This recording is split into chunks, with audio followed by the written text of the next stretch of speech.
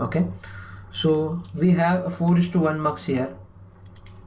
Okay, so we have 4:1 MUX. Now you can decide MSB as the select lines, because 4:1 having only two select lines, that is nothing but S0 and S1. Okay, towards S1, let me denote S1 as the MSB part. So I'm going to put P and Q as the MSB. So here P and Q are going to play the role of select lines, where P is the MSB bit as we have designed earlier also. And what about R and S?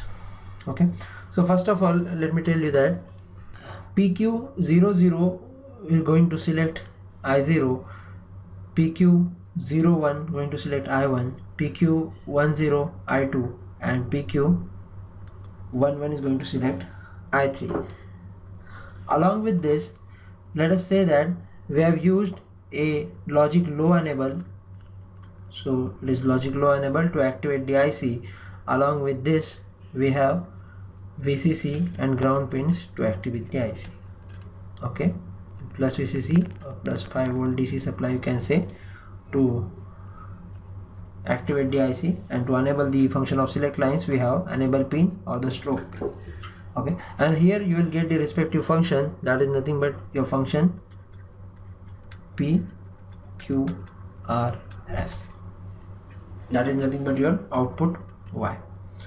Now when I am going to select PQ is equal to 0 0, that means this entire column is selected. PQ 0 0 indicates that this entire column selected for PQ equal to 0 0.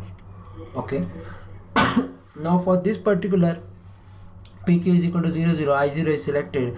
But if you make a group, only 1 and 3 positions 1 is present. So if I make a group here, that will be corresponding to S bit.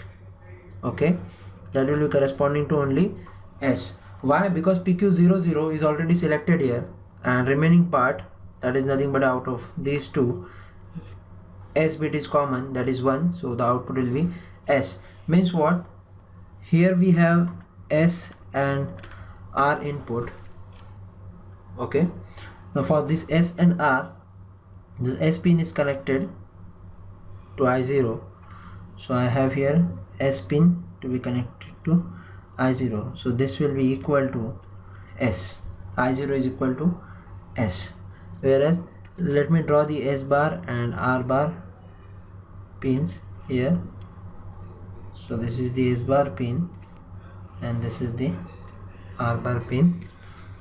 So these are the inputs. Second one, if PQ is 0 1, this I1 is selected, and for this I1 in the K map, this column is there, and in this column only one present at the position number 4, and for this one the result is R bar S bar, because PQ01 is already selected. So I1 should be connected to R bar S bar. So this will be equal to A, and it will be required here, of which the input is R bar and S bar, R bar into S bar. Okay, going to the next part. When PQ is 0 1, so this column will be selected here, and in this column I think we are missing 11 bit is missing here, so we have not put the 11 bit here. After 10, 11 should be there. Okay, so in this column I can make two groups, a group of 2 here, for which the output will be R, and another group, that is this one overlapped with this one, and the group name will be, if you go straight leftwards, it is S bar. So we have to add these two for the 1 0 operation of PQ. 1 0 2 is selected, to which a OR gate will be required. So there is an OR gate which is connected to S2, and this OR gate input is S bar and R. So for the I1 we have R bar S bar connected. For I2 we have R plus S bar, and for the last one, that is nothing but 1 1, and PQ is 1 1, and there is a group of 2, So if you see carefully, so here is a group of 1 and group of single 1, and for this is nothing but it is RS bar, and for this one we have R bar S, that is nothing but R XOR with S. So we will be requiring an XOR gate here. So let me draw an XOR gate.